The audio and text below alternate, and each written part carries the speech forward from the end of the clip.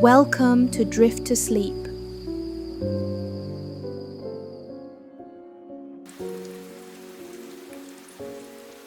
Hello, my friend. Thank you for being here. Let your body settle. Let the room become quiet around you. Let your breathing slow, as if you are listening to snow fall far away.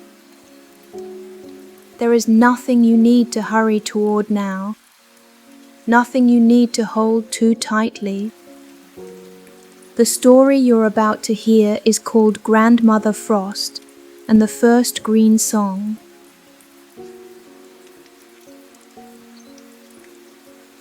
It is an old seasonal tale about winter rest, spring renewal, and the quiet kindness of seasons taking turns. There will be mountains under moonlight. There will be frost on pine branches. There will be deer paths, frozen ponds, and the first small song of spring. This is a gentle tale, a soft tale, a tale of stillness, warmth, and slow change. So let yourself drift with it now. Let your eyes grow heavy if they wish to. Let your thoughts become quiet as snow. And come with me into the northern valley, where Grandmother Frost is beginning to wake beneath the oldest hill.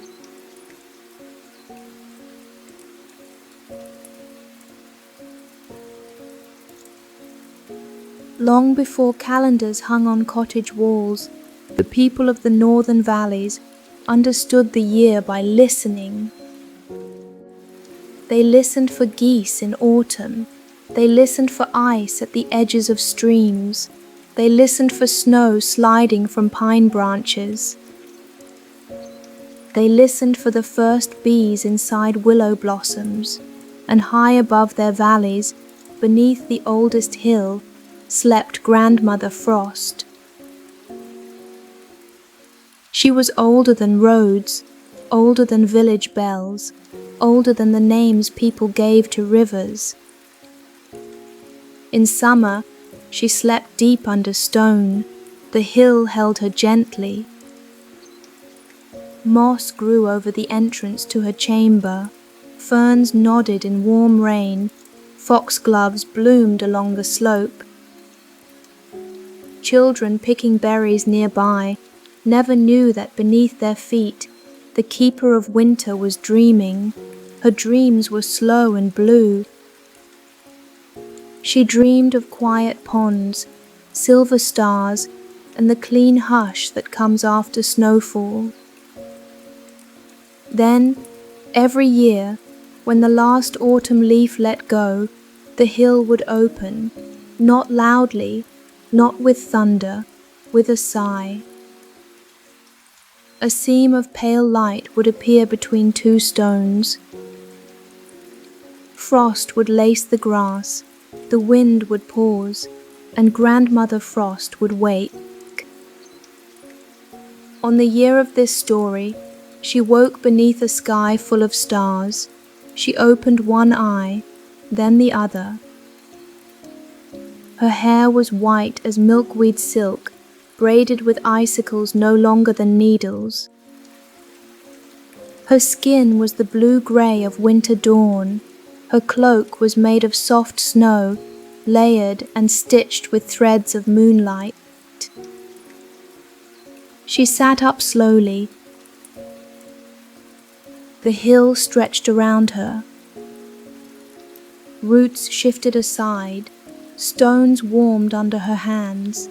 The moss at the entrance lifted like a curtain.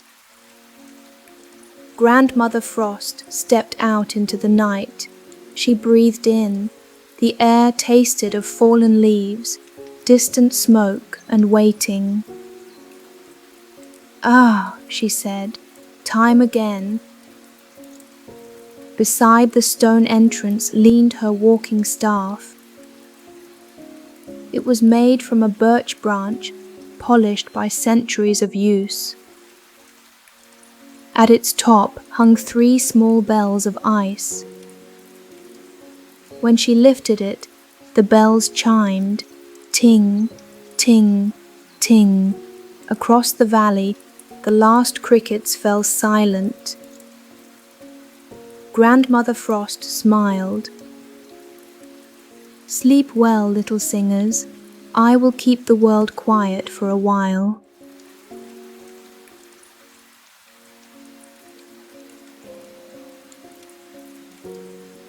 Grandmother Frost had work to do, but she never hurried.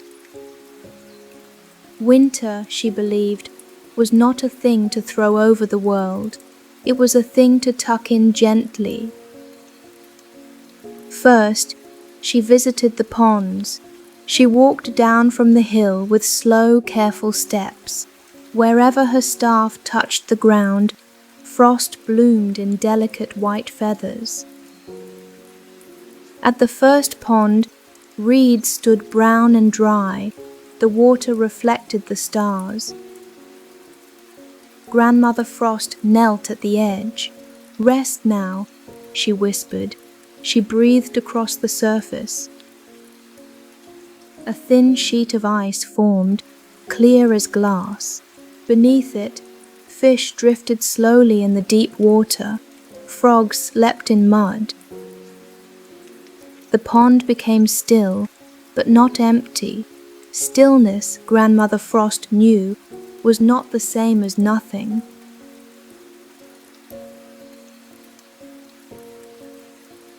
Next, she visited the fields. The farmers had gathered their grain weeks before. The soil lay dark and open. Grandmother Frost spread a pale covering over it, not too thick at first. "Dream of roots," she told the earth. The earth listened. Then she went to the forest. The deciduous trees had given up their leaves and stood bare beneath the stars. The pines and firs remained green, holding the night in their branches. Grandmother Frost touched each trunk with her staff. "To you, sleep. To you, patience. To you, strength. To you, a little sparkle because you enjoy it." By dawn, the forest glittered. Every twig held white lace. Every fallen leaf wore a silver edge. Spider webs shone like necklaces. When the sun rose, the valley people opened their doors and saw that winter had arrived. They did not fear it. They had prepared. Wood was stacked beneath roofs. Dried apples hung in kitchens. Wool blankets had been shaken and folded at the foot of beds. Soup pots waited on stoves. Children pressed their faces to windows. "Frost flowers," they cried. Grandmother Frost heard them from the forest and chuckled. She liked when children noticed her neat work.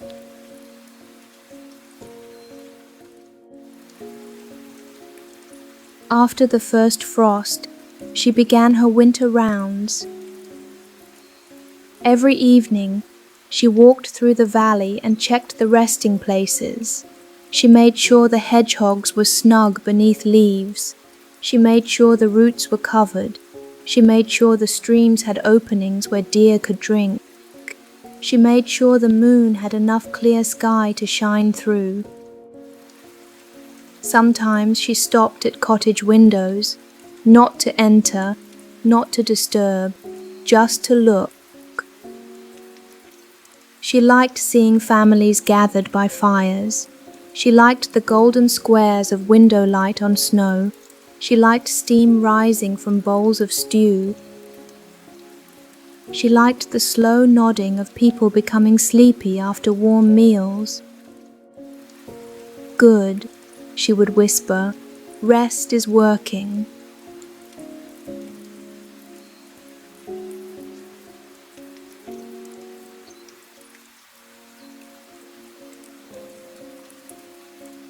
As winter deepened, Grandmother Frost climbed higher into the northern hills. There, the snow needed shaping. Snow, left entirely alone, could pile in inconvenient places. It could hide paths, bend young trees too far, or slide from cliffs at the wrong time. Grandmother Frost knew how to arrange it. She carried a wide wooden comb. With it, she smoothed snow over the hilltops. She brushed drifts away from rabbit holes. She combed the white slopes into soft curves that caught moonlight beautifully. She also tended the winter deer. They were not ordinary deer, though they looked ordinary to anyone who saw them from far away. Their coats were grey-brown, their eyes gentle, and their hooves left star-shaped marks in snow.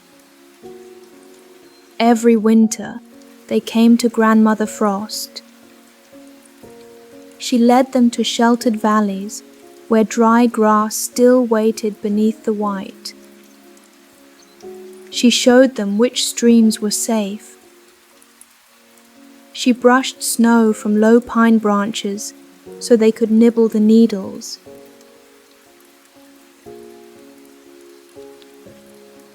In return, the deer made paths. Their star-shaped hoofprints pressed trails into the snow. Foxes used them, rabbits used them. Village children, when the weather was clear, sometimes used them too, as they followed the mysterious neat tracks through the woods. Grandmother Frost loved these paths. A good path, she often said, is a kindness left behind. One quiet afternoon, when the sky was the color of pewter and the air smelled of snow, she found a young deer standing beside a frozen stream. The deer's antlers were small. His ears were large. He looked confused. "Lost your herd?" Grandmother Frost asked. The young deer lowered his head. She touched his forehead with 2 cold fingers. Not to worry. She tapped her staff on the ice. Ting, ting, ting. Far away, an answering sound came. Hooves in snow. The herd appeared between the pines, moving slowly and gracefully. The young deer bounded to them, then looked back once. Grandmother Frost waved. "Stay near the old ones," she called. "They know where the moss grows." That evening, snow began to fall. Grandmother Frost stood in an open meadow and lifted both hands. The snow thickened, but gently. It covered stumps, stones, fields, roofs, and roads. It softened the world. It rounded sharp edges. It quieted echoes. By nightfall, everything was white. The valley slept deeply beneath it. In one cottage, an old woman dreamed of sled bells from her childhood. In another, a baby slept through the whole night for the first time. In a barn, 2 cows leaned warm against each other. Grandmother Frost walked past them all, pleased. Winter was doing its quiet work.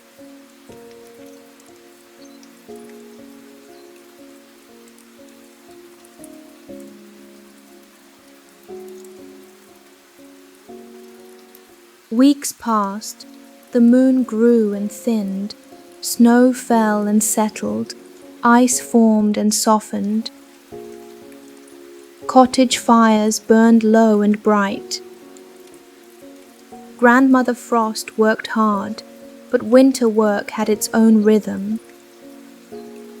There were long pauses. Sometimes she sat on a hilltop and watched stars. Sometimes she leaned against a pine and listened to the sap resting inside. Sometimes she made frost patterns on windows, not because they were needed, but because beauty helped people feel accompanied in the cold.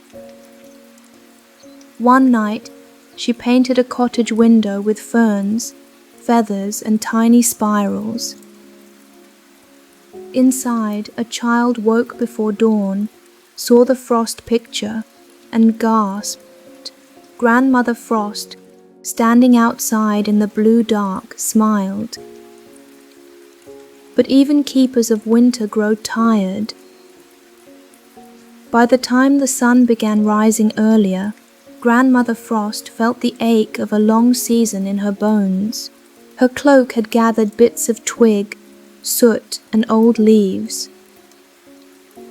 Her icicle braids were uneven. The bells on her staff sounded softer. One morning, she climbed to the hill of listening. From there, she could hear the whole valley.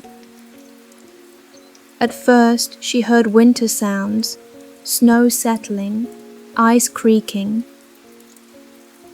owls returning to nests. Then, beneath them, very faintly, she heard something new, la, only one note, small, green, almost hidden. Grandmother Frost closed her eyes. There it was again, la. She smiled. The green singer is waking. Far below, in a hollow warmed by underground springs, slept the spirit of spring. Her name was Leora. All winter, she had slept beneath a quilt of moss, roots, and brown leaves. Around her, seeds rested in the dark, bulbs dreamed of upward paths, worms curled in the soil. Now Leora stirred. Her hair was the color of young grass. Her skin was warm brown like garden earth. Her dress was woven from pale green shoots, and around her wrists were bracelets of tiny unopened flowers. She opened her eyes. The first thing she did was sing. La, a snowdrop pushed through the snow above her hollow. Grandmother Frost heard it and began walking down. It was not yet time for spring to take the whole valley, not quite. But it was time to prepare.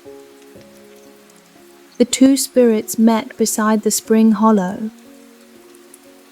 Leora emerged, stretching and yawning, with moss in her hair.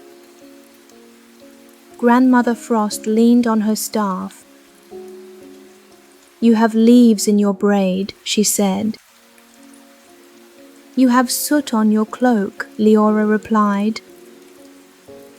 They looked at each other. Then both laughed. Their laughter was different. Grandmother Frost's was like ice bells. Leora's was like water over stones. Together, they sat on a fallen log. Grandmother Frost had brought a flask of snowmelt tea. Leora had brought a handful of first green shoots, tender and sweet. They shared both. "How was winter?" Leora asked. "Quiet," said Grandmother Frost.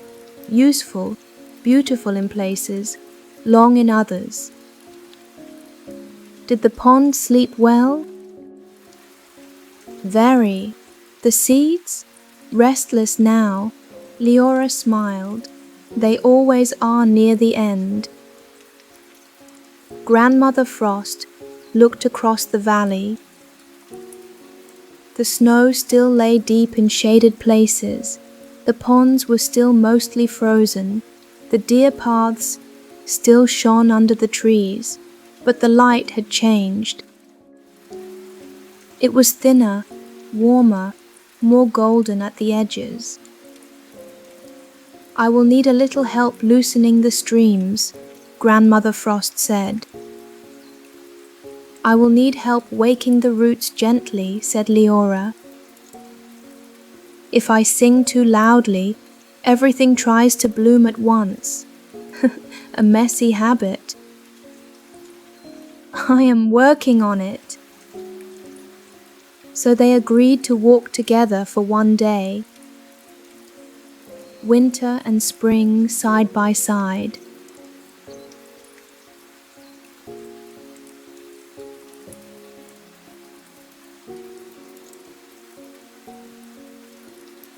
They began at the stream.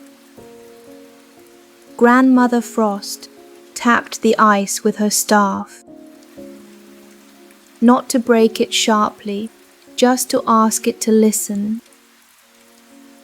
Leora knelt and sang into a crack. La la, low and warm, the ice thinned, water moved beneath it. A small opening appeared, clear and bright. A robin landed on a branch overhead. Too early, Grandmother Frost told it. The robin puffed up. Leora smiled. Only a little early. Next, they visited the fields. Grandmother Frost lifted the snow in patches, folding it back like a blanket. Leora touched the exposed soil and hummed. Beneath the ground, roots stirred. Slowly, Leora whispered, "Not yet. Soon." At the forest edge, they found the winter deer. Grandmother Frost thanked them for their paths. Leora stroked their noses and promised them tender grass. The young deer with the small antlers came forward. His antlers had grown a little. "See," Grandmother Frost said, "you stayed near the old ones." The deer blinked calmly. In the woods, Leora sang to the trees, not a full spring song, only a waking note. The willows heard it first. Their branches brightened faintly yellow, then the birches, then the hazels. Grandmother Frost watched with fondness and a little sadness. She loved the bare trees. She loved the blue shadows on snow. She loved the hush, but she also loved seeing the world pass safely into another pair of hands. By afternoon, they reached a village. Smoke rose from chimneys, snow dripped from roofs. People opened doors and stood in the warmer light. A child pointed. "Listen," she said. No one could see Grandmother Frost or Leora, but they could hear something, not clearly, not as words. A soft green note moving beneath the melting snow. The villagers smiled without knowing why. They shook out rugs, they opened shutters, they set pots of soup in sunny windows. They stepped carefully around the first snowdrops. Grandmother Frost and Leora walked on. At sunset, they climbed the old hill where Grandmother Frost's stone chamber waited. The sky was full of peach, lilac, and pale gold. The valley below shone with snow in some places and dark wet earth in others. Between seasons, the world looked patched and tender. Grandmother Frost sat on a flat stone. She was very tired now. Leora sat beside her and rested her head against the old spirit's shoulder. You did good work, Leora said. So will you. I will try not to wake everything too quickly. You will fail a little. Leora laughed. Yes, probably. Grandmother Frost smiled. That is all right. Spring is allowed to be eager. The first stars appeared. The entrance to the hill opened behind them, warm with blue shadow. It was time.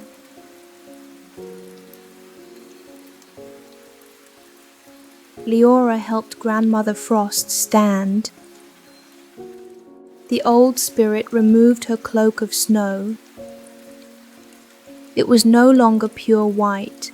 It held pine needles, soot, bits of leaf, and the memory of every place she had walked. Leora folded it carefully. I will wash it in rain, she said. Not too much rain. Enough rain. Grandmother Frost gave her a look. Leora smiled innocently. Then the green singer placed a kiss on Grandmother Frost's cold cheek. Sleep deeply. Sing gently. I will. Grandmother Frost stepped into the hill. Her staff bells chimed once. Ting. The sound moved through the valley. The last hard ice softened. The deer settled in the pines. The ponds dreamed of opening. The cottage fires burned low. Grandmother Frost lay down in her chamber beneath the hill. Stone held her. Roots curled kindly nearby. Moss drew over the entrance like a blanket. Her eyes closed. Above her, Leora stood in the twilight. She did not sing loudly, not yet. She only hummed, a soft green hum. Across the valley, snowdrops opened, willow buds swelled, a little water ran under ice. The earth, still sleepy, turned toward the sound.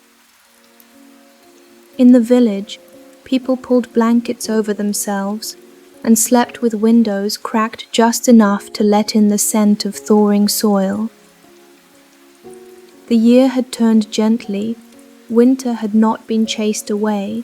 Spring had not arrived in haste. They had met, shared tea, walked together, and passed the world from one kindness to another. Now Grandmother Frost dreamed beneath the hill. She dreamed of clear ponds, sleeping seeds, and the first green song. And above her, Leora watched the moon rise, ready to tend the waking world. Softly, slowly, with flowers waiting in her hands.